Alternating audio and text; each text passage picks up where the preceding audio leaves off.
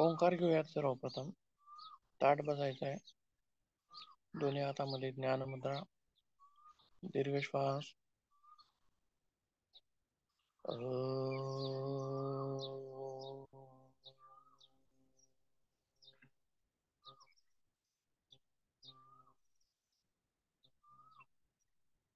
दीर्घ श्वास.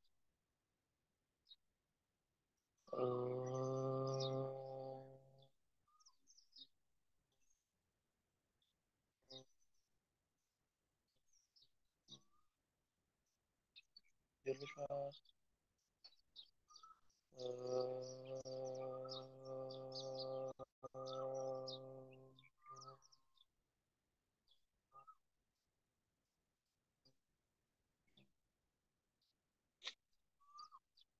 प्रार्थना घेऊया.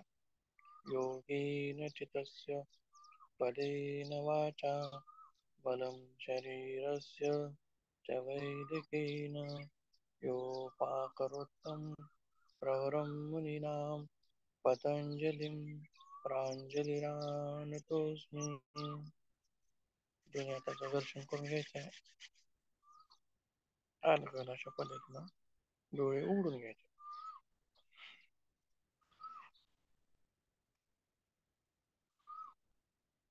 गेल्या वेळेस कुठवर आलो होतो आपण?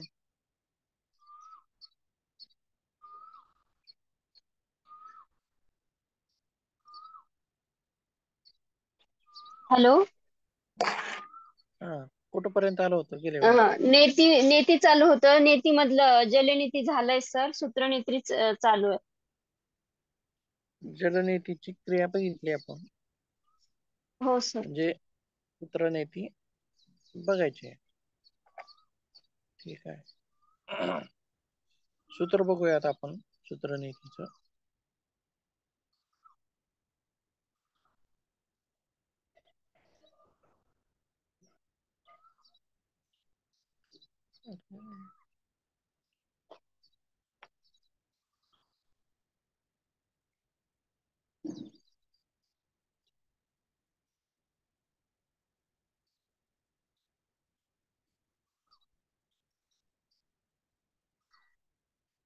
हे आहे आपलं जलनेतीचं सूत्र.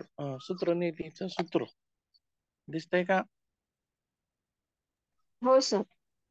हा, धागे धागे असतात.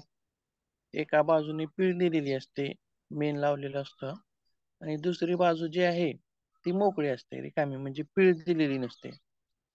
तर पिळ दिलेली जी बाजू आहे, आता धाग्याकडची जी बाजू आहे, आपण नाकामध्ये घालण्याचा प्रयत्न केला तर ती पार आतपर्यंत जाणार नाही आणि जातही नाही, बरोबर आहे.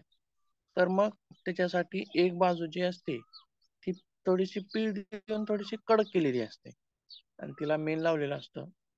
आणि सूत्रनेती करण्याच्या पूर्वी रात्री झोपताना थोडस नाकामध्ये तूप वगैरे टाकावं असं सांगितलेलं आहे. आणि सूत्रनेती ही धुवून घ्यायची आहे. स्वच्छ करायची आहे अगोदर गरम पाण्याने.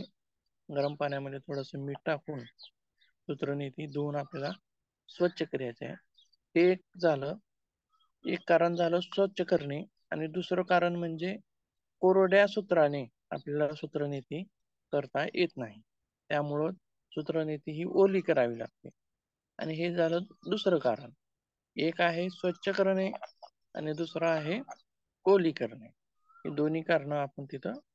त्याचसोबत स्वच्छ करतो म्हणजे काय करतो तर निर्जंतुक करणे, बरोबर आहे. आपले नाकाचे आतील भाग हे एकदम सेन्सिटिव्ह असतात किंवा कुठलाही संसर्ग होऊ शकतो. त्यामुळं संसर्ग होऊ नये म्हणून समजा सूत्रनेती आपण कुठेतरी ठेवलेली आहे, त्यावरती धूळ जमा झालेली आहे म्हणा किंवा कुठेतरी पडलेली आहे, असं तिथं चालणार नाही. म्हणून काळजी घेणं तिथं आवश्यक आहे. सूत्रनेती गरम पाण्यामध्ये स्वच्छ धुवून घ्यायची, म्हणजे जेणेकरून निर्जंतुक होईल. पहिली गोष्ट झाली, स्वच्छ झाली. दुसरी गोष्ट ओली झाली. आणि तिसरी गोष्ट म्हणजे निर्जंतुक झाली. ह्या सर्व गोष्टी बघितल्याच्या नंतर आता आपण ज्याप्रमाणे लगेच रबर पण बघूया. सूत्रनीतीप्रमाणे रबर कसं आहे? रबर नीतीचं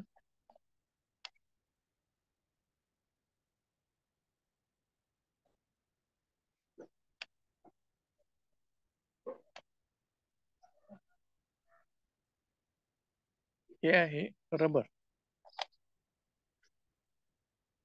3 नंबरचं कॅथेटर असं सुद्धा किंवा कॅथेटर असं सुद्धा म्हटलं जातं. त्याच्यामध्ये वेगवेगळे नंबर्स असतात. तर आपल्याला एकदम छोट्या आकारामध्ये, जेणेकरून नाकामध्ये सहजच प्रवेश करेल आणि आपल्याला त्रास होणार नाही, अशा प्रकारचं रबर आपल्याला वापरायचं असतं. आता ह्या रबरला सुद्धा ज्याप्रमाणे आपण सूत्रनीती स्वच्छ करून घेतली, धुवून घेतली, त्याचप्रमाणे रबर पण आपल्याला धुवून स्वच्छ करून घ्यायचा आहे, निर्जंतुक करून घ्यायचा आहे. तर दोन्ही क्रिया सारख्याच आहेत. सूत्रनीती जी आहे ती शास्त्रामध्ये सांगितलेली आहे. तर रबर नीती जी आहे ती मानवानं अलीकडच्या काळामध्ये सूत्राच्या ठिकाणी रबर वापरायला चालू केला. बरोबर आहे. दोन्हीमध्ये फरक एवढाच आहे की एकामध्ये आपण धागा वापरतो तर दुसऱ्यामध्ये रबर वापरतो. दोन्हीची क्रिया तशीच आहे, सारखीच आहे आणि दोन्हीची लाभ सुद्धा तशाच प्रकारचे आहे. तर आता सूत्रनीती करताना कृती कशी करायची आहे आपल्याला? तर सर्वप्रथम ज्याप्रमाणे आपण जलनीती करताना उकडू आसनामध्ये बसून घेतलं, त्याचप्रमाणे याही ठिकाणी आपल्याला सर्वप्रथम उकडू आसनामध्ये बसून घ्यायचं आहे, जेणेकरून क्रिया करण्यासाठी सोप्या जातात. आता समजा वमन करायचं आहे किंवा जलनीती करायची आहे, ह्या मांडी घालून करण्यास थोड्याशा अवघड जातात. बरोबर आहे. या क्रिया अवघड जातात. त्यासाठी उकडू आसनामध्ये आपल्याला बसायचं आहे. तर उकडू आसनामध्ये बसून सूत्रनीतीचा जो एकीकडचा भाग आहे पीळ दिलेला, थोडीशी कडक केलेली आहे, मेन लावून थोडीशी कडक केलेली आहे, तो भाग एका नाकपुडीमध्ये प्रवेश करायचा आहे आणि एकदम सावकाश सावकाश अशा रीतीनं मागे मागे मागे ढकलत जायचं आहे. तर कुठंपर्यंत मागे ढकलायचं आहे की आपल्या टाळूमधील जी 2 छिद्र आहेत, 2 छिद्र दिसतात, तिथपर्यंत तो धागा येतो. मग ज्यावेळी तिथपर्यंत येईल त्यावेळी थोडासा आणखीन मागे घालण्याचा प्रयत्न करायचा आहे, जेणेकरून तो सहजरित्या आपल्या 2 बोटांनी धरून दोन बोटी तोंडामध्ये घालून त्या आलेल्या धाग्याला धरून बाहेर ओढता यावं, अशा पद्धतीनं ती सूत्रनीती आपल्या नाकामध्ये प्रवेश करायची आहे. आणि सहजच 2 बोटी वापरून सूत्रनीतीला खालच्या बाजूने धरून, म्हणजे तोंडातील बाजूने धरून थोडीशी सावकाश मध्ये मध्ये मध्ये ओढायची आहे. आता पिळं दिलेला भाग मध्ये बाहेर काढून घ्यायचा आहे, म्हणजे तोंडाच्या बाहेर येईल. आणि जो धाग्याचा जो भाग दिसत होता तो मात्र आपल्या पूर्ण नाकामध्ये असेल. जवळपास सूत्रनीती ही 9 इंचाची असते, असं असावी असं सांगितलेलं आहे. मग त्यानंतर तोंडातील आलेल्या भागाला दोन्ही बोटांनी पकडायचं आहे आणि नाकातील भागाला दोन्ही बोटांनी पकडायचं आहे. तर कशी आहे कृती बघा, याच्यामध्ये एकदा दाखवतो म्हणजे दिसेल.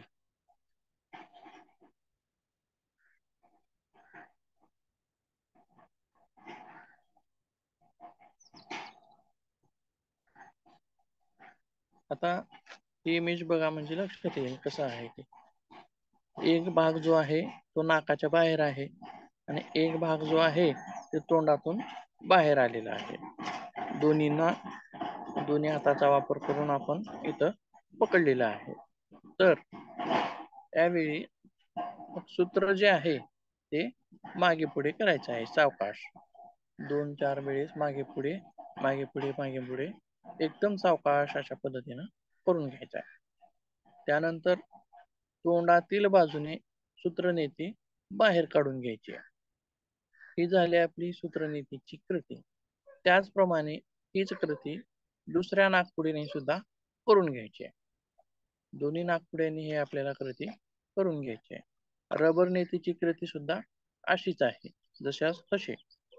मग सूत्रनीती, जलनीती किंवा रबर नीती, तिन्ही नेते आहेत. म्हणजेच एका ठिकाणी आपण पाणी वापरून नासिका मार्गाची शुद्धी करून घेतली. एका ठिकाणी आपण सूत्र वापरून नासिका मार्गाची शुद्धी करून घेतली. तसंच तर एका ठिकाणी आपण रबर वापरून नासिका मार्गाची शुद्धी करून घेतली. उद्देश काय आहे मेन? साधनं वेगवेगळी आहेत. म्हणजे सूत्र, धागा, पाणी हे साधनं वेगळी आहेत. पण उद्देश काय आहे? तर नासिका मार्गाचं शोधन हा त्याच्यामधला उद्देश आहे. मेन उद्देश नासिका मार्गाचं शोधन. मग क्रिया ज्या आहेत, जलनेतीची क्रिया वेगळी आहे, आपण ती पण पाहिली आहे. पण लाभ जे आहेत, आता तिन्हीचे लाभ मात्र जवळपास सारखेच असणार आहे. तर लाभ काय सांगता येतील? तर सर्वप्रथम नासिका मार्गाचे शोधन होते, हा झाला पहिला लाभ आणि सगळ्यात महत्वाचा लाभ. शोधन झाल्यानंतर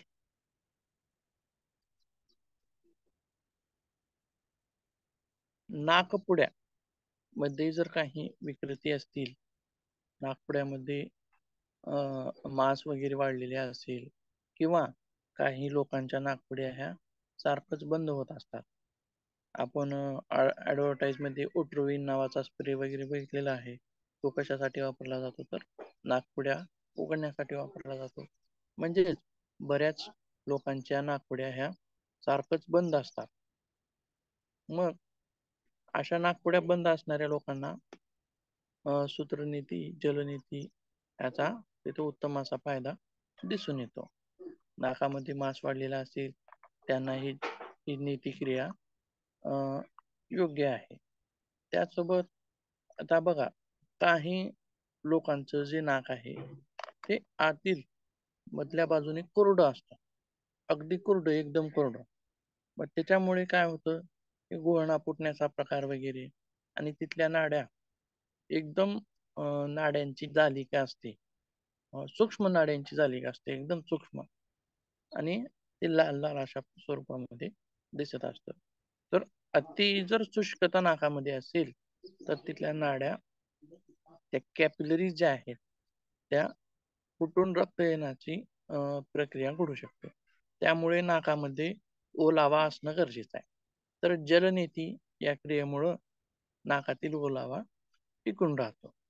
त्यासोबत नाकातील कफ जो आहे, ओला कफ असेल, ज्यावेळी आपल्याला सर्दी होते त्यावेळी नाक कोंडून जातं, कफाचं प्रमाण वाढलेलं असतं. तसंच म्हणजे नाकातील ओला कफ असेल किंवा वाळा कफ असेल, वाळा कफ असेल तर जलनेतीमुळं कपाला ओला केलं जातं आणि वाळा किंवा ओला दोन्ही प्रकारचा कफ काढून टाकण्यासाठी जलनेती आपल्याला तिथं उपयोगी ठरते. त्यासोबत पुढे बघूयात. आता काही शहरामध्ये प्रदूषण भरपूर वाढलेलं आहे, जसे की दिल्ली शहर असेल किंवा इतर शहर म्हणलं की प्रदूषण आलंच. मग ते कोणतं कोणतं प्रदूषण? धुळीचं प्रदूषण असेल किंवा गाड्यांच्या धुराचं प्रदूषण असेल किंवा आणखीन काही गोष्टी, मोठमोठे कारखाने असतील, म्हणजे बऱ्याच गोष्टीमुळं प्रदूषण वातावरणामध्ये वाढलेलं आहे आणि त्या प्रदूषित वातावरणामध्ये आपण राहत असतो.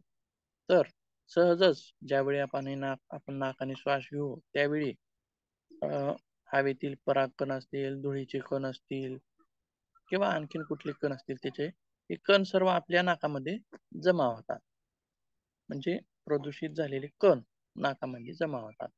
मग त्यांना बाहेर काढून टाकण्यासाठी ही जलनेती आपल्याला तिथं उपयोगाला पडते. म्हणजेच पहिल्यांदाच आपण बघितले की स्वच्छ करण्यासाठी, नासिका मार्ग धुवून काढण्यासाठी जलनेती उपयोगी पडते. त्यासोबत बऱ्याच लोकांना शिंका येतात. शिंका येणार आहे म्हणजे नेमकं काय होतं, थोडस धुळीत गेलं की शिंका यायला चालू होतात. म्हणजे त्यांच्या नाकाची जी झिल्ली आहे, नाकाचे आतील भाग, तो अति सेन्सिटिव्ह आहे. त्यामुळं थोडंसं काय आहे हे त्यांना सहन होत नाही. थोडासाही धूळ, थोडीशी धुराळा सहन होत नाही. मग जलनेती सारखी क्रिया असेल, अशा क्रियामुळं नाकाची जे आतील भाग आहे तो व्यवस्थित कार्य करतो. म्हणजेच वारंवार शिंका येणं असेल हे सुद्धा कमी होतं. त्याचसोबत ज्यावेळी आपण कोविडची महामारी बघितली, सर्वजण आपण बघितलेली आहे. मग त्याच्यामध्ये काय होत होतं की एकमेकाच्या संपर्कामध्ये आलं की व्हायरसेस जे आहेत ते आपल्या नाकामध्ये श्वसनाद्वारे नाकामध्ये जाऊन बसायचे. म्हणजे नाक हे आपलं प्रवेशद्वार आहे. श्वसन क्रियेचं, श्वसन संस्थेचं प्रवेशद्वार आहे नाक. मग नाकामध्ये हे जंतू जाऊन बसायचे, मग त्यानंतर मध्ये प्रवेश करायचे. मग कोविडचे जंतू असतील किंवा असे बरेच रोग आहेत श्वसन संस्थेचे जे श्वासाद्वारे पसरतात आणि श्वासाद्वारे एकमेकाला होत असतात. मग कोविड असेल किंवा स्वाईन फ्लू असेल, टीबी असेल, टीबी सुद्धा एकमेकाच्या संपर्कामध्ये येऊनच होत असतो. तर असे विविध रोग आहेत ते जे नाकामध्ये ज्यावेळी ते प्रवेश करतील तर जलनेती केल्यामुळं काय होणार आहे की तेथील जंतू, तेथील सूक्ष्म जंतू जे आहेत ते बाहेर काढून टाकण्यासाठी आपल्याला नेतीचा तिथं उपयोग होणार आहे. त्याचसोबत आणखीन काय सांगता येईल?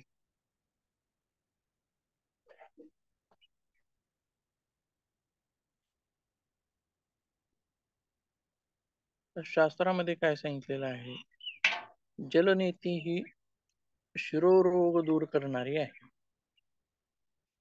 ऊर्ध्व जत्रुगत रोग म्हणजे वरच्या भागातील, शिरोभागातील किंवा गळ्यापासून वरच्या भागातील रोग दूर करणारी आहे.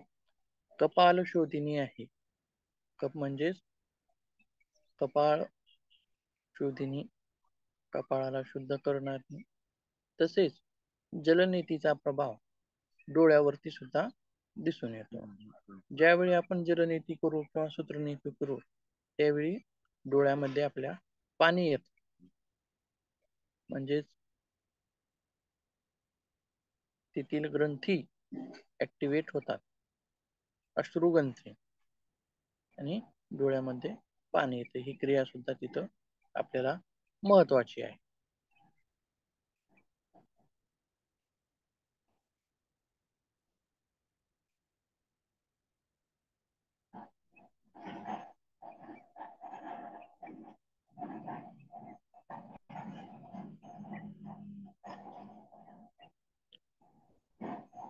दमा विकार असणाऱ्यामध्ये आता नाकपुड्या स्वच्छ होत, नाकपुड्यामध्ये जर समजा मांस वगैरे वाढलेले असल्यामुळेच नाकपुड्या बंद होत असतात, तर नाकपुड्या बंद होण्याची क्रिया याच्यामुळे कमी होते. तसंच म्हणजे दम्यामध्ये आणखीन एक प्रकार काय होतो की त्यांना श्वास घ्यायला त्रास होत असतो. कुठं? फुफ्फुसामध्ये, फुफ्फुसामध्ये मुळे त्रास होतो. तसेच नाकपुड्या बंद असतात, जर कोणाच्या नाकपुड्या पण बंद असतात असेल आणि दम्याचा पण त्रास असेल त्याच्यामुळे आणखीन त्रास जास्त होतो. म्हणजे नाकपुड्या बंद असल्यामुळे श्वास जोराने ओढून घ्यावा लागतो, तो सहजच आत प्रवेश करत नाही. जोर लागतो, फुफ्फुसाला जोर द्यावा लागतो, म्हणजे मग तो श्वास मध्ये जातो. त्याच्यामुळं दम्याच्या पेशंटला आणखीन त्रास जास्त होऊ शकतो. तर नेती या क्रियेमुळं नाकपुड्या उघड्या झाल्यामुळं श्वास घेण्यासाठी त्रास जो होणार आहे तो कमी होतो, म्हणजेच सहज रीतीने श्वास येणे जाणे चालू होते.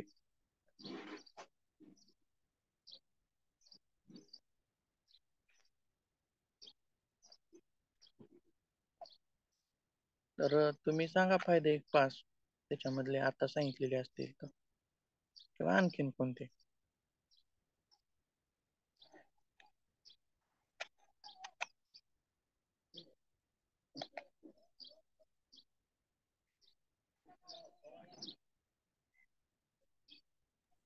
हॅलो सर, हा, ते सूत्रनेती करण्यापूर्वी नाकात रात्री तूप घालायचंय आणि हम्म, गरम पाण्यात स्वच्छ करून घ्यायचंय आणि अजून हम्म. काय सांगितलं एक विसरले मी तिसरा पॉइंट.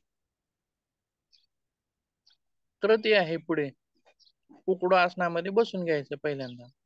हा हा, त्यात तेच का फक्त म्हणजे ह्या दोन, म्हणजे रात्री नाकात तूप घालायचंय आणि गरम हं, पाण्यातून काढून म्हणजे निर्जंतुक करायचंय. तूप घालावंच असं नाही. नाही घातलं हा. तरी चालतं.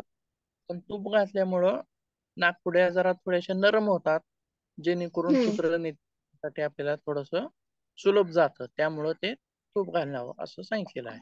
नाही घातलं तरी हम्म चालतं. हम्म. उपयोग सांगू का, लाभ सांगू सर? हा, सांगा विचार.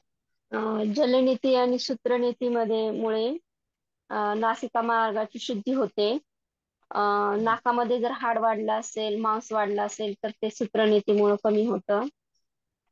तसेच जलनेतीमुळे आपल्या गळ्याच्या वरचे जे आजार आहेत ते दुरुस्त होतात, डोळे स्वच्छ होतात. अं, बऱ्याच ठिकाणी म्हणजे चष्म्याचा नंबरही गेलेला पाहण्यात आलेला आहे. त्याचप्रमाणे जर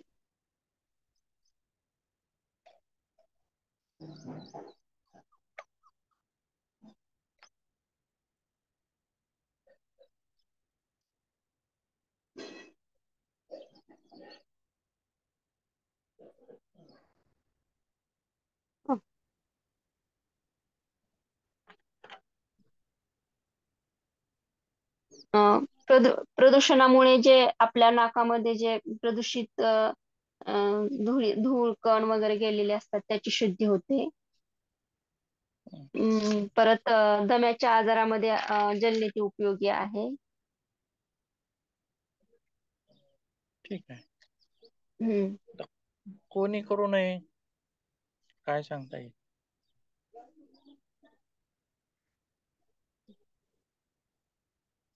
कोणी करू नये.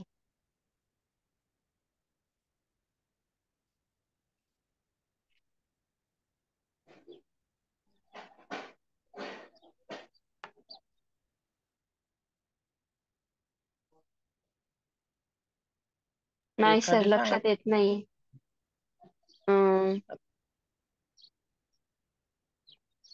आता समजा ज्यांना नाकपुड्यामध्ये मेंदूचे वगैरे काही विकार आहेत, मायग्रेनचा अतितीव्र वेदना आहे, त्यांनी करू नये. बरोबर हम्म आहे. मायग्रेन असणाऱ्यांनी म्हणजे दुखीचा त्रास हम्म ज्यांना जास्त, अशा लोकांनी तिथं करण्याचं टाळावं. त्याचसोबत जलनेती केल्यानंतर आपल्या नाकातील पाणी पूर्ण निघून जाईल अशी क्रिया म्हणजे त्याची कपालभाती काळजी घ्या. करायची. आपल्याला जलनेती केल्यानंतर लगेच थोडस उभं राहून पुढं वाकून आपल्याला कपालभाती करून घ्यायची आहे जोराजोराने, जेणेकरून नाकातील सर्व पाणी निघून जाईल. आणि लक्ष असं करायचं की नाकातील जास्तीत जास्त पाणी राहिलेलं निघून जाईल असं क्रिया करून घ्यायची आहे. परंतु थोडं पाणी राहिलं तरी काही अडचण होत नाही, ते दिवसभरामध्ये निघून जातं. त्यासोबत जलनेती करताना सावधगिरी बाळगणं महत्वाचं आहे. श्वास वगैरे घे. सावधगिरीमध्ये असंच की तोंड उघडं ठेवलं पाहिजे, तोंडाने श्वास घेतला पाहिजे. हा, हम्म. बरोबर आहे. किंवा सहजच करता करता एखादा व्यक्ती म्हणजे करता करता सहजच तोंडाने तर श्वास घेतोच, तर नाका वाटी सुद्धा तो घेण्यात म्हणजे सहज होऊन घडून येतं ते. आणि पाणी इतर ठिकाणी जाण्याचा हे होऊ शकतं, जेणेकरून हम्म. डोकं वगैरे आणि दुखायला लागतं, डोकं दुखतं, दिवसभर हम्म नाक भरल्या वाटतं, असं होऊ शकतं. हम्म. आणि सर जलनेती करताना सुरुवातीला आपल्या बोटानी दोन्ही नाकपुड्यापैकी कोणती नाकपुडी चालू आहे ते पाहायचं. आणि जी नाकपुडी चालू आहे त्या नाकपुडीनी पहिल्यांदा जलनेती करायची. हो ना सर? छान छान, बरोबर आहे. हम्म. म्हणजे ते लवकर पाणी खाली येतं. हो हो हो. हम्म.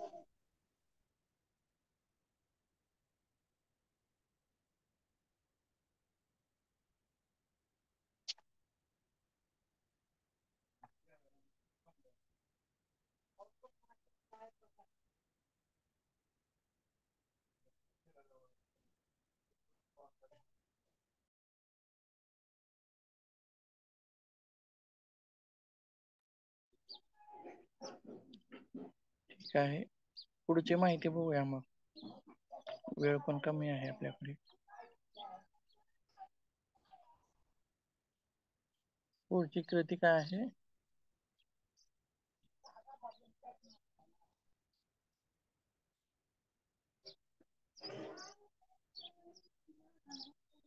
वमन दौती. दौती क्रियेमधील प्रकार आहे वमन दौती. वमन म्हणजे उलटी करणे, दौती म्हणजे धुणे. तर उलटी हा झाला शाब्दिक अर्थ. तसेच दौतीची 3 प्रकार होतात: वमन दौती, दंड दौती आणि वस्त्र दौती. हे हृदय दौती मधले 3 प्रकार आहेत. एकूण तसे 12 प्रकार आहेत. त्यातील दौतीचे हृदय दौती मधील हे 3 प्रकार आहेत.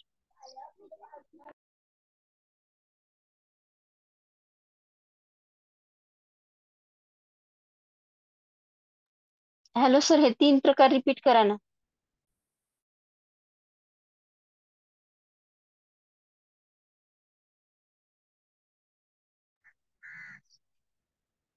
काय म्हणला?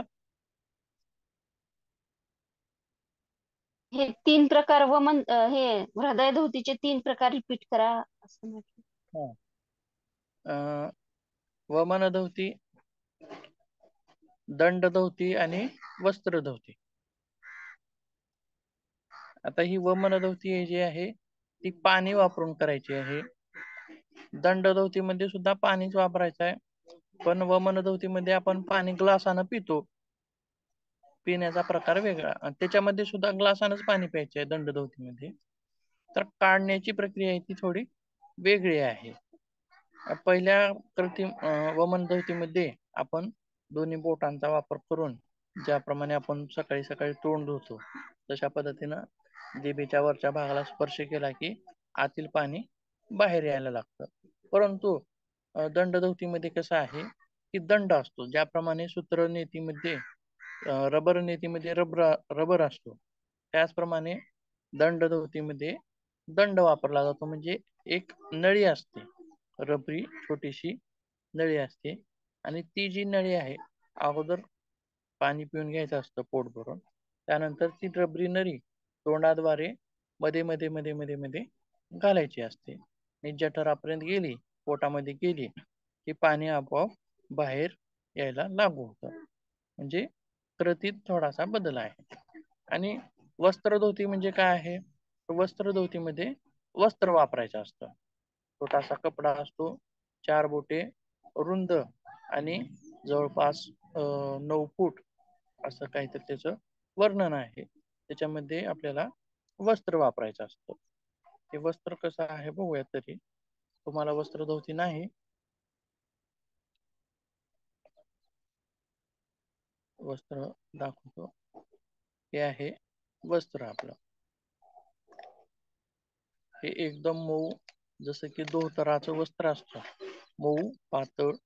आणि वस्त्र हे कॉटनचं असावं, सुती असावं.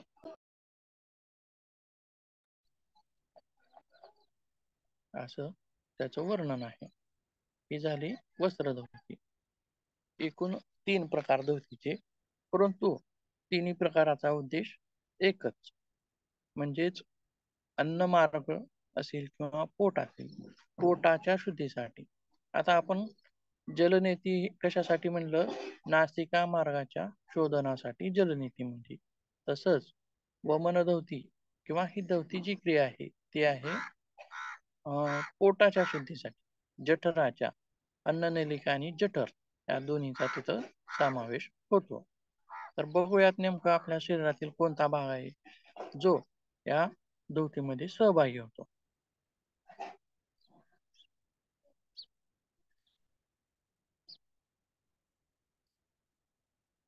हे आहे आपलं पोट. काजूच्या आकाराचं जे आहे, आणि वरचा जो भाग आहे नळी, तोंड हे आपलं अन्ननलिके पोटाचं प्रवेशद्वार झालं. तसंच श्वसन संस्थेचं प्रवेशद्वार कोण होतं? नासिका मार्ग म्हणजे नाक. त्याच प्रकारे पचन संस्थेचं प्रवेशद्वार म्हणजे तोंड. तोंडाद्वारे घेतलेला अन्न घास हा मध्ये मध्ये जातो आणि हे काजूच्या आकारासारखं जे अवयव दिसत आहे यालाच आपण जठर म्हणतो, यालाच आपण पोट म्हणतो. यामध्ये ते येऊन पडत असतं. तर आपली वमनधवती असेल किंवा दंडधवती असेल किंवा वस्त्रधवती असेल, ही क्रिया इथपर्यंतच पोहोचत असते, त्याच्या पुढे जात नाही. आता खालच्या बाजूमध्ये ओपन मध्ये दाखवलेलं आहे बघा. इथं खाली एक वाल असते, त्याच्यामुळं खाली जात नाही. आपण वमनामध्ये घेतलेलं पाणी असेल किंवा वस्त्र असेल, हे पुढच्या भागामध्ये जात नाही, फक्त या जठराच्या भागामध्ये, फक्त पोटामध्ये ते फिरतं. मग हा झाला आपला शरीरातील अवयव. तर हा अवयव आपल्याला पाण्याने धुवून पुसून स्वच्छ करून काढायचा आहे. तर तो कसा काढायचा आहे? तर कृती काय आहे? कृती बघूया. कृती करताना यामध्ये सुद्धा आपल्याला प्रथम आता जलनेतीमध्ये जसं काय काय लागलं, पात्र लागलं, जलनेती पात्र लागलं, गरम पाणी लागलं म्हणजे गुणगुण कोमट पाणी लागलं आणि सैंधव मीठ लागलं. या ही बाहेरची 3 साधनं लागली. त्याचप्रमाणे आता आपल्याला वमनधौतीमध्ये काय काय लागतं? तर कोमट पाणी म्हणजेच गुणगुण पाणी. अति गरमही असू नये किंवा अति थंडही असू नये. आपल्याला म्हणजे थोडंसं गुणगुण पाणी. आणि हे पाणी सुद्धा ज्याप्रमाणे आपण सूत्रनीतीमध्ये सूत्र हे निर्जंतुक करून घेतलं सुरुवातीला, तसंच पाणी सुद्धा उकळून अगोदर उकळायचं आहे, मग थंड करून घ्यायचं आहे. मग थंड झाल्याच्या नंतर त्याच्यामध्ये जवळपास अर्धा चमचा सैंधव मीठ टाकायचं आहे. आणि सैंधव मीठ हे शक्यतो सैंधव मीठच वापरावं. जर अशक्यच असेल तर आपलं साधं मीठ वापरावं. होता होईल तेवढं सैंधव मिठाचा वापर करणं छान आहे. आणि हे झालं आपल्याला लागणारं पाणी. मग त्यानंतर उकडू बसून घ्यायचं आहे. उकडू आसनात बसल्यानंतर ग्लास असेल किंवा तांब्या असेल त्यानं आपण गट लवकर पाणी प्यायचं आहे, उशीर करायचा नाही. कुठंपर्यंत प्यायचं आहे? तर अकंठ पाणी प्यायचं आहे, गळ्याला येईपर्यंत. पोट तुडुंब भरलं पाहिजे, तुडुंब भरून गळ्याला येईपर्यंत पाणी आपल्याला हे प्यायचं आहे. म्हणजेच तिथं शब्द काय वापरलेला आहे? अकंठ पाणी प्यायचं आहे. आता हे पाणी पिल्यानंतर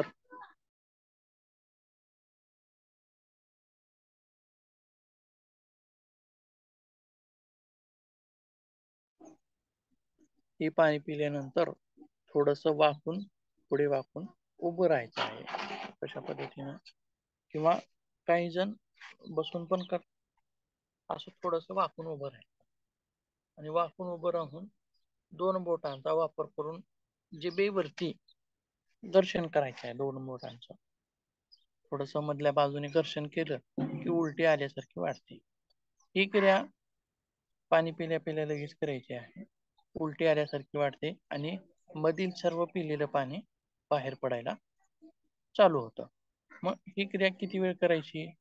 तर पोटातील पाणी होता होईल तेवढं पूर्ण बाहेर पडेल असं इतके वेळ ती क्रिया करायची आहे. तर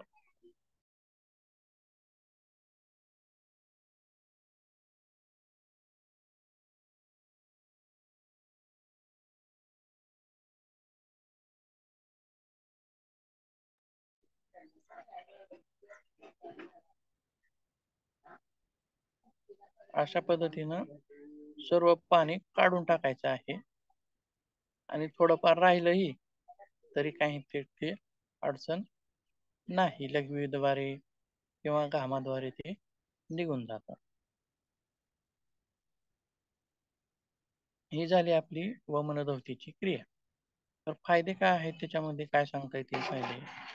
तर सर्वात पहिला जो फायदा आहे तो आहे आपलं जठर असेल किंवा आपली अन्ननलिका असेल, या दोन्हीचं शोधन, या दोन्हीची शुद्धी हे पहिलं कार्य आहे. पहिला फायदा आहे. पुढे चालून त्या क्रियेमुळे शोधन झाल्यामुळे पाचक रसांचं प्रमाण व्यवस्थित वाढतं किंवा पाचक रस व्यवस्थित स्रवले जातात, जेणेकरून अन्नपचनाची क्रिया ही व्यवस्थित होते. त्याचसोबत पुढे काय सांगता येईल,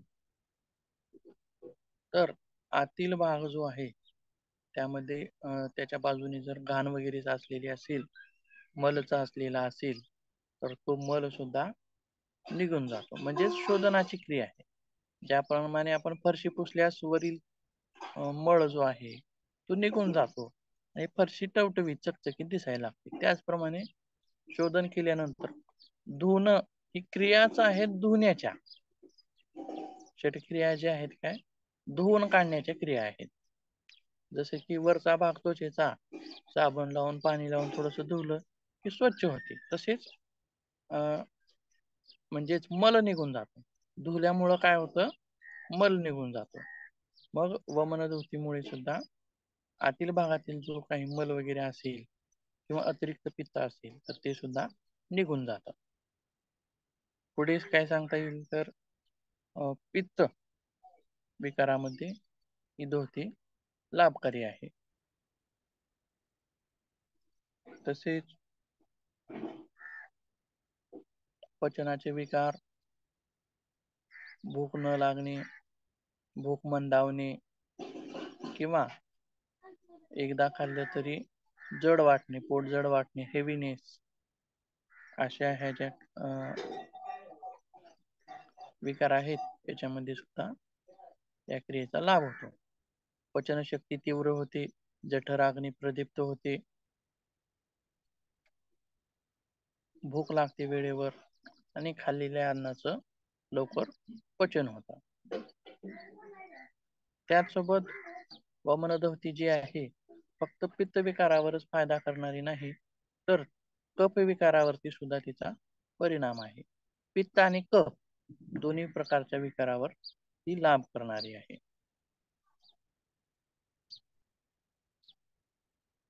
त्वचा विकार असतील, त्वचा विकारामध्ये सुद्धा वमनधवतीचा फायदा होतो.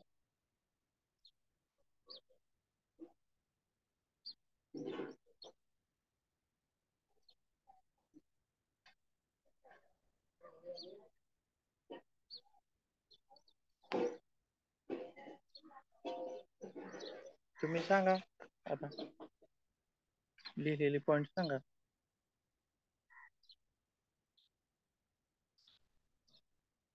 लाभ सांगा. हा हो सर. जठर आणि अन्ननलिकेची शुद्धी होते, पाचक रस चांगले स्त्रवले जातात. तसेच हं, शरीरातील म्हणजे पोटातील मळ निघून जातो. आणि आपली पचनक्रिया चांगली सुरळीत चालू होते, जठराग्नी प्रदीप्त होतो. हं. किंवा मग झोप न लागण्याचे जे आजार आहेत ते दुरुस्त होतात. पित्त विकारात आणि कफ विकारात वमनधुती लाभदायक आहे आणि त्वचा विकार लाभदायक. ठीक आहे, बरेच आहेत. आणखी वेळ कमी आहे, आपल्याला आणखीन एक बघायचं आहे, त्याच्यामुळे पुढे जाऊयात. पुढची क्रिया बर वमनधवती कोणी करायची नाही. जर समजा पोटामध्ये अल्सर आहे, अल्सर म्हणजे ज्याप्रमाणे आपल्या तोंडात चट्टे असतात, म्हणजे तोंड आल्यास व्रण निर्माण होतात, चट्टे निर्माण होतात, काही लागू देत नाही, त्याचप्रमाणे पोटामध्ये सुद्धा तशी चट्टी निर्माण होतात, म्हणजे त्याला म्हणायचं आहे अल्सर. तर असं मध्ये पोटामध्ये जखमा वगैरे झालेल्या असतील, अल्सर झालेला असेल, अशा लोकांनी सुद्धा वमनधवती करायची नाही. त्याचपुढे उच्च रक्तदाब असणाऱ्यांनी सुद्धा करू नये. का काय कारण असेल इथं, तर आपण मीठ घातलेलं पाणी पित असतो आणि उच्च रक्तदाब असणाऱ्यांनी मीठ खायचं नसतं, मिठाचं प्रमाण अगदी कमी असतं आणि मीठ जर आपण तिथं जास्त वापरलं तर उच्च रक्तदाब आणखीन वाढू शकतो. त्यामुळं उच्च रक्तदाब असणाऱ्यांनी सुद्धा करू नये. तसेच जठराशी संबंधित काही जटिल विकार असतील किंवा दीर्घ विकार असतील तर अशा लोकांनी सुद्धा तिथं करण्याचं टाळावं.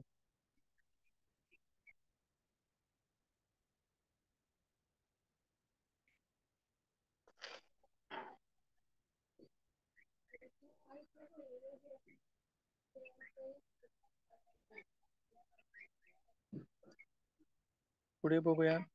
पुढची क्रिया आहे त्राटक.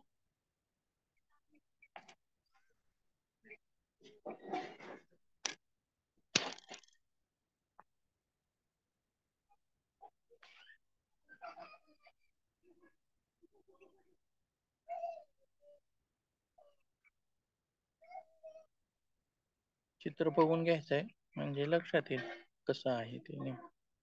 चित्र पाहिले की बऱ्याच गोष्टी लक्षात येतात आणि समजायला सोपं जातं आणि लक्षात राहायला पण सोपं जातं चित्र पाहिले. हॅलो सर, हे हा, बाकीचे दोन पाहायचे नाहीत का? कोणते? दंडधोती आणि दंडधोती आणि वस्त्रधोती. तुमच्या अभ्यासक्रमाला नाही ते दोन्ही प्रकार. नाही. फक्त ओके वमनधोती ओके. आहे. ओके सर, फक्त ठीक. वमनधोती आहे. आलं लक्षात. ओके.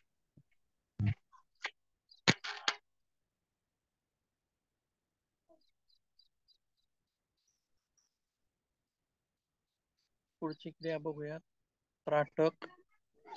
यामध्ये बाहेरच्या वस्तू काय लागतात तर दिवा असेल किंवा उदबत्ती मेणबत्ती असेल किंवा ओमचं चित्र असेल, स्वस्तिकचं चित्र असेल किंवा इष्टदेवतेचं चित्र असेल. अशा प्रकारे आपल्याला तिथं घ्यायचं आहे. आणि ते जे आहे मेणबत्ती असेल किंवा दिवा आहे, तो दिवा आपल्याला कुठं ठेवायचा आहे तर आपल्यापासून जवळपास 2 ते 3 फुटाच्या अंतरापर्यंत आपल्याला लांब ठेवायचा आहे. आणि तो अति दूरही असू नये किंवा अति जवळही असू नये.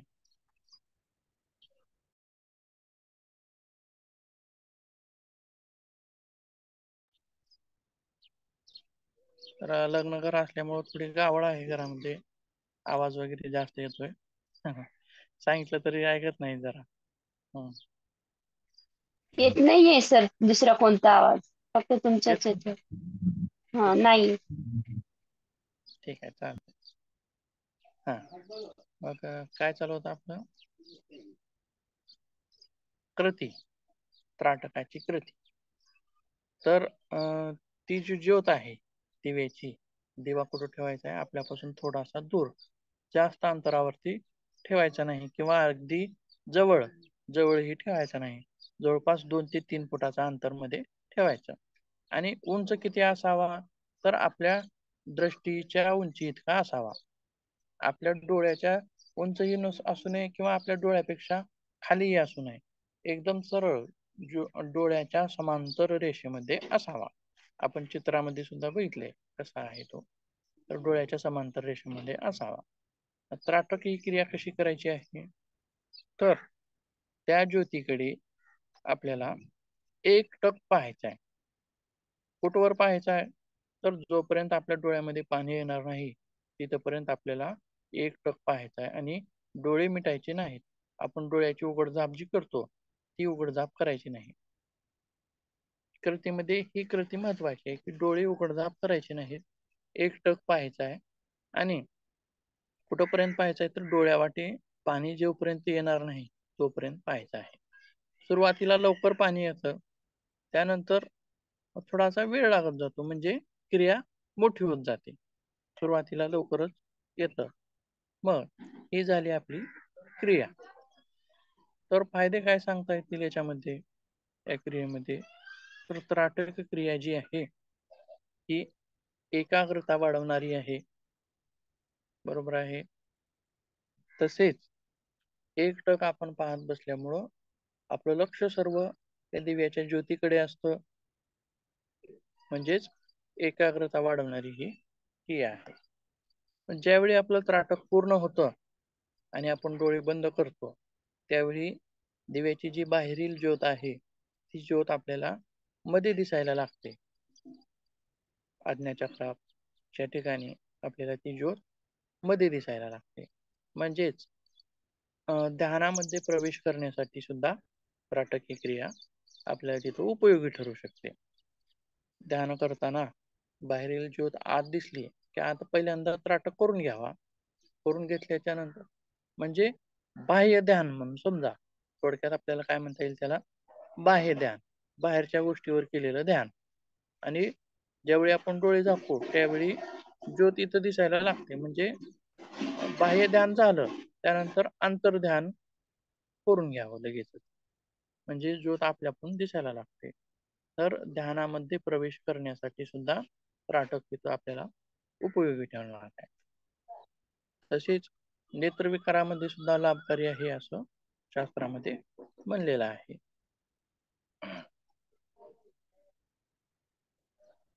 तर कोणी करू नये याच्यामध्ये काय सांगता येईल आपल्याला?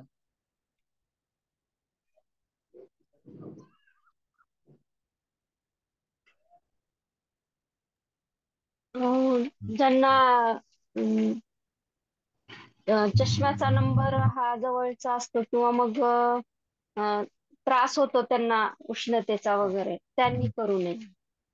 डोळ्यांचे न दिसण्याचा प्रकार, लांबचं न दिसत असेल किंवा जवळचं नंबर जास्तीचा वाढलेला असेल अशा व्यक्तीने, किंवा मोतीबिंदू झालेला आहे अशा व्यक्तीने, किंवा काचबिंदू झालेला आहे अशा व्यक्तीने, किंवा एखाद्याचे डोळे सारखंच लालसर असतात, लालबुंद असतात, किंवा एखाद्यांना प्रकाश सहन होत नाही अशा व्यक्तींनी सुद्धा, तसेच आणखी विकार आहे डोळ्याचा, ज्यामध्ये डोळे शुष्क होतात, डोळ्यातून पाणी कमी व्हायला लागतं. आपल्या डोळ्यात पाणी आहे, सारखं पाणी येतं, त्यामुळं डोळे उघडझाप करण्यासाठी स्वच्छ जातं. परंतु एका विकारामध्ये असं होतं, डोळ्यातलं पाणी अटकायला लागतं. वयस्कर होत जाईल तसं तसं. सर आवाज खूप कमी येतोय. हॅलो हॅलो हा हा ठीक. सर, तुमचा आवाज हळू येतोय. आता येतोय का? हा, हो सर.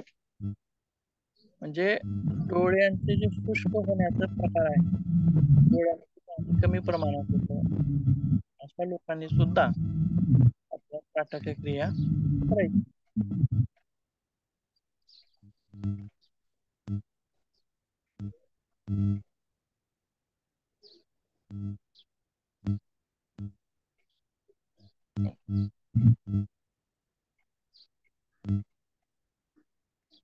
तुम्ही फायदे सांगा 2-4 त्राटक.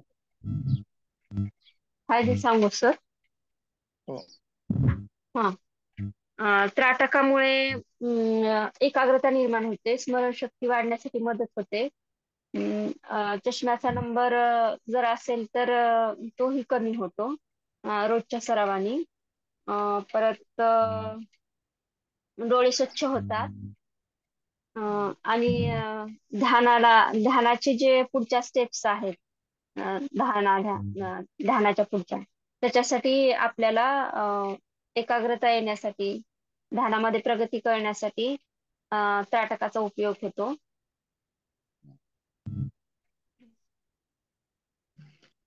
त्याच्यामध्ये सुद्धा 2 प्रकार सांगता येतात. सदूर ध्यान असतं, म्हणजे सदूर त्राटक आणि सूर्य समीप असेल, त्राटक.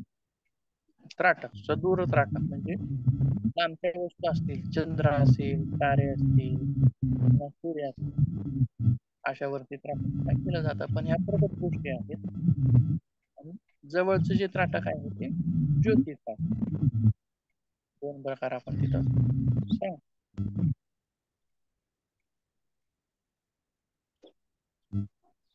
कोणी करू नये सांगा आता? ज्यांना मोतीबिंदू झालेला आहे अशांनी करू नये. तसेच ज्यांच्या डोळ्यामध्ये नेहमी पाणी येतं अशांनी देखील करू नये. तसेच चष्म्याचा नंबर अति तीव्र म्हणजे जास्त झालेला असेल, जवळचा नंबर असेल, त्यांनी करू नये. ज्यांना उष्णतेचा त्रास आहे, ज्योतीकडे उष्णतेकडे पाहिल्यानंतर त्रास होतो, त्यांनी देखील करू नये. बस. ठीक आहे.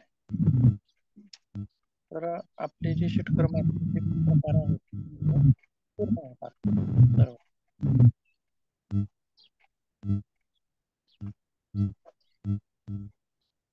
सर तर बाकी याच्यामध्ये ज्यांना उष्णतेचा त्रास आहे किंवा जे ज्योतीकडे पाहू शकत नाही, त्यांनी स्थिर पाण्याकडे जर पाहून केलं तर त्राटक केलं तर त्यांची जी उष्णता आहे डोळ्यातली ती कमी होते. हा बरोबर आहे ना सर? हा.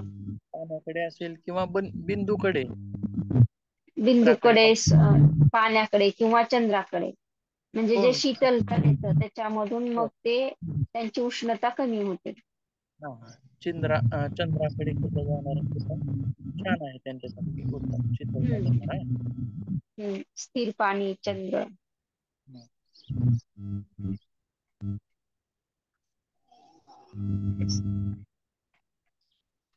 ठीक आहे, थांबूयात मग वेळ झालेली आहे. हो सर. बाकीचा जो ध्यानाचा काही भाग राहिला आता हा. ओम जप मेडिटेशन राहिले त्याच्या बाबतीत बघूयात म्हणजे पूर्ण होईल अभ्यास. हो सर. हो. हरि चालेल. ओम नमस्कार. धन्यवाद. धन्यवाद सर.